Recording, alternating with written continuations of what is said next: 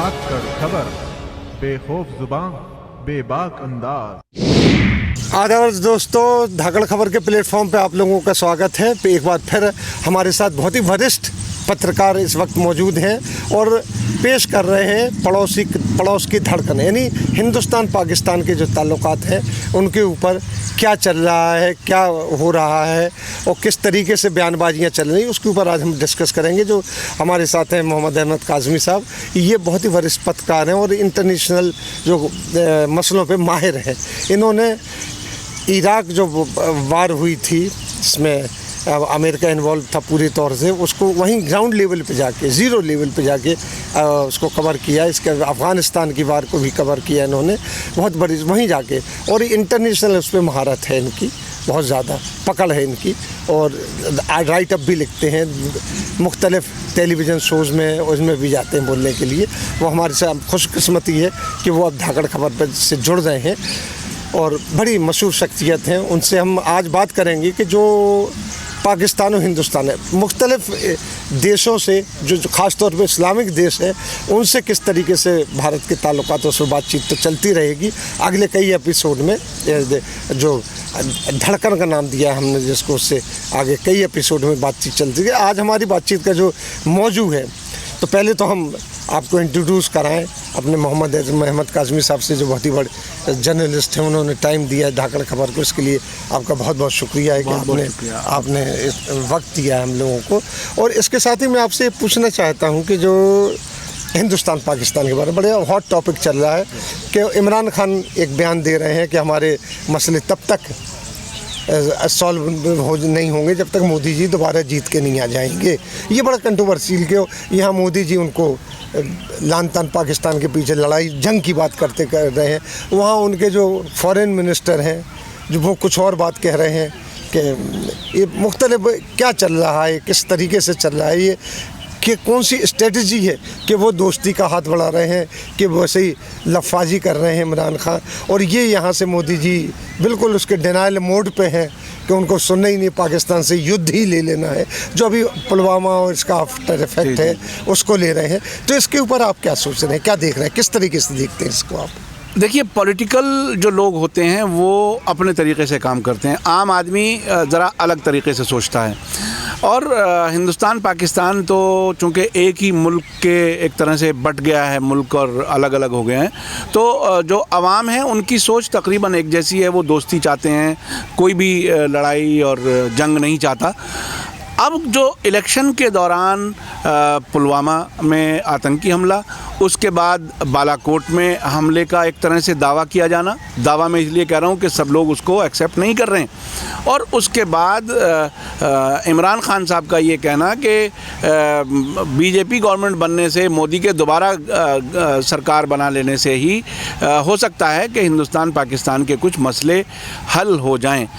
तो ये कोई एक पॉलिटिकल बात है, इलेक्शन के टाइम पे पॉलिटिकल बात है, लेकिन साथ साथ इसमें ये समझना है कि वो आखिर क्यों ऐसा कह रहे हैं। एक बात तो उन्होंने कही है कि चूँकि राइट विंग, हार्ड लाइन, सख्त गिर जिसे उर्दू में कहा जाता है, जो अगर वो लोग सरकार बनाएंगे, जो भाजपा की जो इमेज है, तो कश्मीर का मसला हल होगा। मैं आपको बताऊं, ये जो भारत और पाकिस्तान के बीच और ख़ास तौर पे बीजेपी वाला जो एंगल है, ये आज का नया नहीं है। जब वाजपेयी जी इलेक्शन लड़ रहे थे, मुझे याद है कि नजमा हेपतुल्ला उन दिनों कांग्रेस में थी और बीजेपी ज्वाइन करने वाली थी, और वो पाकिस्तान से वापस आई थी, और उन्होंने बताया कि मैं बॉर्डर जब मैं अटारी पार कर रही थी तो उस वक्त तक पाकिस्तानी लोग हमसे कह रहे थे कि हम दुआ करेंगे वाजपेयी जी जीत जाएँ।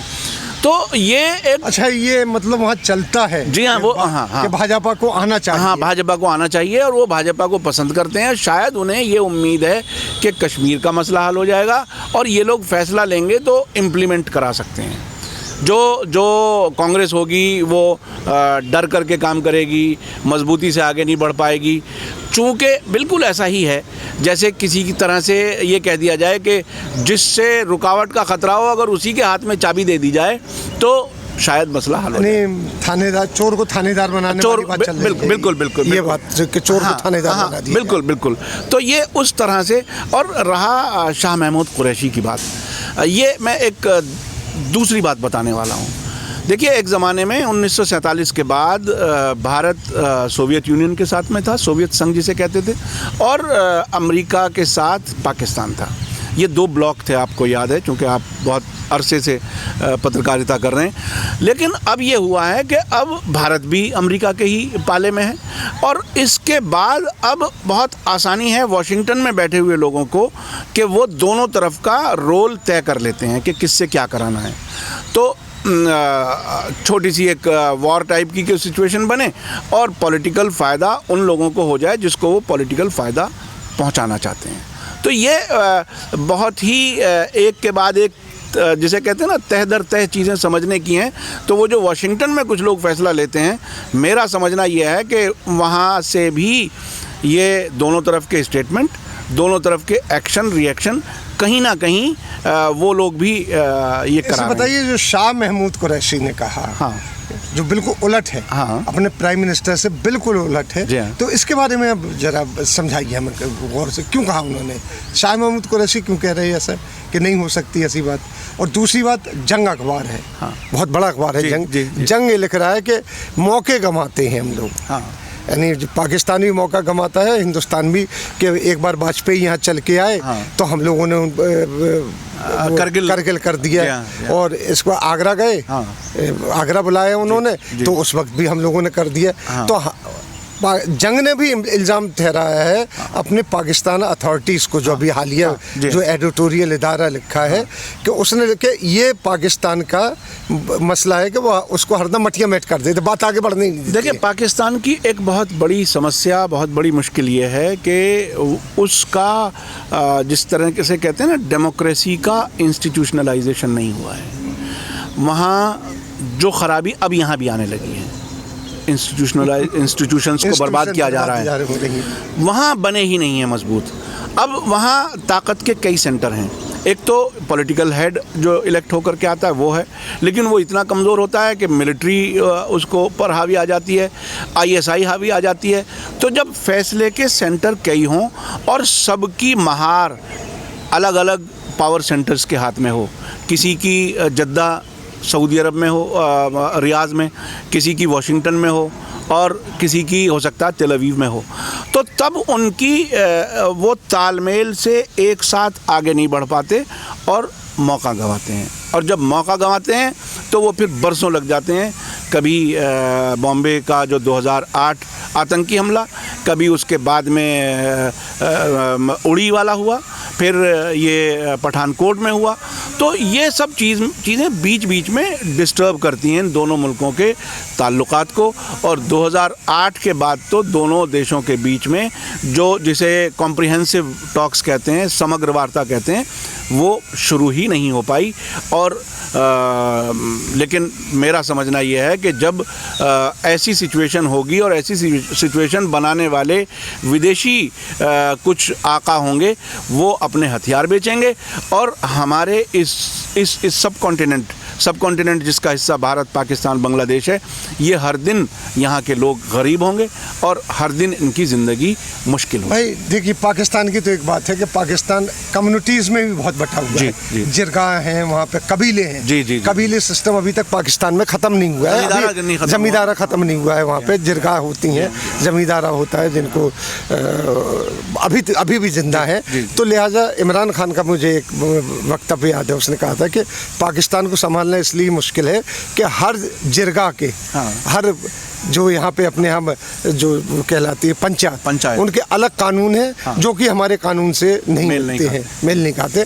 उनके अपने अपने सरदार हैं, अपने अपने अध्यक्ष हैं, अपने जो भी है, तो लिहाजा वहाँ चलाना बड़ा मुश्किल है। लेकिन मैं यहाँ पे एक चीज़ पूछना था कि पाकिस्तान की तो बड़ी कॉम्प्लिकेटेड है, और अभी वहाँ पे जो आपने कहा ना कि इंस्टीट्यूशन कोई पनप क्या पैदा ही नहीं हो पाया है, डेमोक्रेसी अभी वहाँ पे समझ लीजिए घुटनों चल रही है। ये ज़रूर है कि अभी कई सालों से मिलिट्री ने बाकायदा अपने हाथ में नहीं ली है सत्ता, जो कि लग रहा था कल ले लेगी, परसों ले लेगी, लेकिन वो नहीं ली है। लेकिन एक चीज़ ये देखिए कि मैं यहाँ पे मोदी की फॉरेन पॉलिसी के बारे में आपसे बात करना चाहता हूँ। ये जो मोदी की फॉरेन पॉलिसी है कि भारत OIC में भी गया, जो बहुत बड़ी बात है। इसके पहले आप देखिए इंदिरा गांधी की हुकूमत थी, लेकिन OIC में बुलाया गया था, फखरुद्दीन अली अहमद साहब थे, लेकिन वहाँ बैठने दीजिए, पाकिस्तान ने एतराज़ किया, यहाँ भी पाकिस्तान ने एतराज़ किया, बाद में एतराज़ किया, रेजोल्यूशन भी पास हुआ दूसरे तरीके से। लेकिन उसके साथ साथ साउथ वहाँ से उनको अरब कंट्रीज से, UAE से उनको अवार्ड भी मिल रहा है। सऊदी अरब भी दे चुका है, सऊदी अरब भी पहले दे चुका है। इसके अलावा और भी चीज़ें देखी जाए, अगर हल्के से जाके देखी जाए तो इस्लामिक कंट्रीज से पाकिस्तान का, माफ़ कीजिएगा, भारत नज़दीक जा रहा है बनिस्बत जो कांग्रेस के ज़माने में नज़दीक नहीं था, जितना मोदी के ज़माने में नज़दीक हो रहा है, जैसा देखा जा रहा है कई जगह। देखिए, इसको समझने के लिए दो चीज़ें समझना ज़रूरी है। जो भारत मुस्लिम देशों के नज़दीक जा रहा है, वो उन मुस्लिम देशों के नज़दीक जा रहा है जो अमेरिका और इजराइल से नज़दीकियां दिखा रहे हैं। इसको सिर्फ मुस्लिम देशों से ना कहा जाए, चूँकि हमारे जो और ऊपर जो और एलाइज़ हैं वो कॉमन हैं, मसलन वाशिंगटन और तेल अवीव। दूसरे और देशों के साथ तो हिंदुस्तान ने इजराइल से आम तौर पे मैं जब कभी ईरान का नाम लेता हूं तो लोग कहते हैं ईरान को सपोर्ट करते हैं, लेकिन सीरिया का पिछला एक वाक़या है। सीरिया में हमारी फॉरेन मिनिस्टर जाने वाली थी अभी कुछ महीने पहले, आखिरी मिनट पे वो ड्रॉप हो गया, हम नहीं जा सके।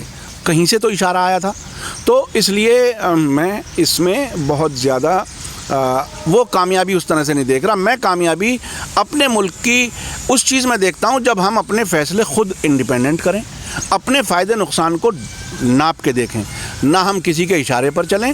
और हमें मिसाल के तौर पे अरब मुल्कों के साथ एक तरफ साथ देना है, दूसरी तरफ इजराइल के साथ ताल्लुकात बढ़ाने हैं। फ़िलिस्तीनी लोगों के साथ क्या हो रहा है उस पर बात नहीं करनी, महमूद अब्बास जैसे नकली फ़िलिस्तीनी लीडरों को अपने यहाँ बुला लेना है, जबकि ग्राउंड पर ज़्यादा लोग दूसरी तरफ हैं फ़िलिस्तीनी।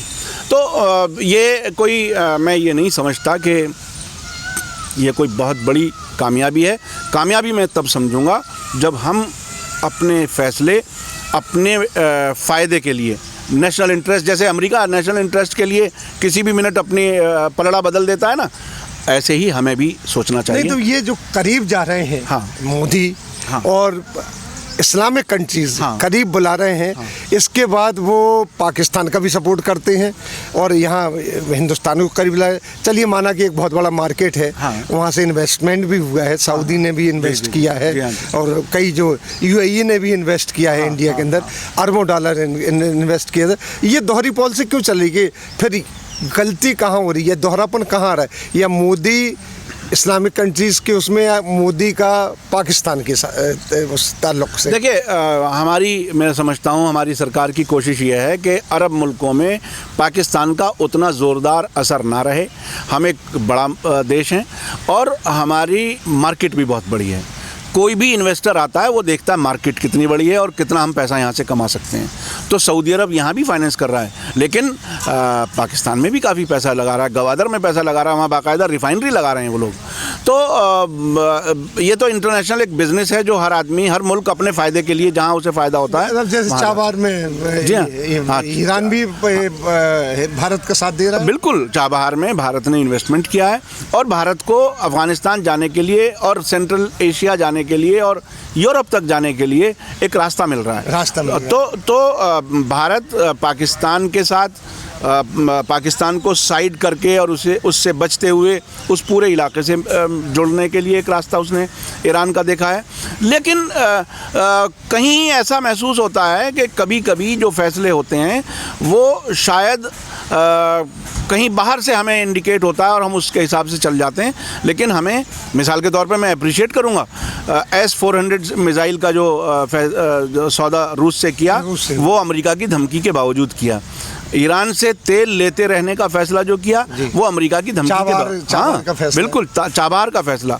तो इंडिया की फॉरेन पॉलिसी मजबूती से चल रही है, ये और मजबूत हो सकती है। और हम कभी भी किसी भी मुल्क के सामने गिड़गिड़ाने की ज़रूरत नहीं है। हम इतना बड़ा मुल्क हैं इस पूरे खित्ते में कि हमारी अपनी सोच, हमारी अपनी अहमियत हमें मालूम होनी चाहिए और उसी तरह से हमें मार्केट भी करना चाहिए। इतना नेचुरल रिसोर्सेज हैं, इतना ह्यूमन रिसोर्स है हमारे यहाँ, इतना बड़ा मुल्क है, इतनी बड़ी मार्केट है, दुनिया का कोई भी मुल्क यहाँ इन्वेस्टमेंट के लिए भी आ सकता है और हमसे कारोबार कर। अच्छा, यहाँ थोड़ा हम सिमट के पीछे आते हैं कि जब इस्लामिक कंट्रीज से इतना फ़ायदा हो रहा है इस भाजपा सरकार को, मोदी को, और ताल्लुकात भी अच्छे बन रहे हैं, तो फिर मुसलमानों के ख़िलाफ़ क्यों है ये? इसमें देखिए, इस्लामिक देशों को जिनकी बात आप कर रहे हैं उनकी हुकूमतों से ताल्लुक़ है और उनकी हुकूमतों और पब्लिक के बीच में कोई ताल्लुक़ नहीं है। इसी तरह से यहाँ भी सरकारें फ़ायदा उठा रही हैं और सरकारों से सरकारें जुड़ रही हैं, पब्लिक नहीं जुड़ रही। अगर पब्लिक जुड़ने वाला भी काम हो, कल्चरल एक्सचेंज हो, आपस में एक दूसरे के यहाँ टूरिज़्म बढ़े, हम उसे देशों के ताल्लुकात कहते हैं। ये सरकारों के ताल्लुकात हैं। हो सकता है इन्हें आज फ़ायदा हो, नज़दीक हैं, कल फ़ायदा ना हो, नज़दीक ना हो, तो ये सरकारों का काम अलग होता है। और जहाँ डेमोक्रेसी नहीं होती वहाँ सरकार और पब्लिक में कोई तालमेल होता नहीं, चूँकि वहाँ ज़रूर कहीं ना कहीं ऐसे वाक़यात मिलते हैं जो वहाँ रिजेंटमेंट बहुत होता है। तो इन अरब देशों की बादशाहतों से ताल्लुक़ रख लेने का मतलब तेल अवीव और वाशिंगटन के ताल्लुकात की वजह से और अपने कारोबार की वजह से है, ना कि वहाँ की पब्लिक की वजह से। चलिए साहब, तो ये अंदाज़ा हुआ कि ये सब व्यापार है।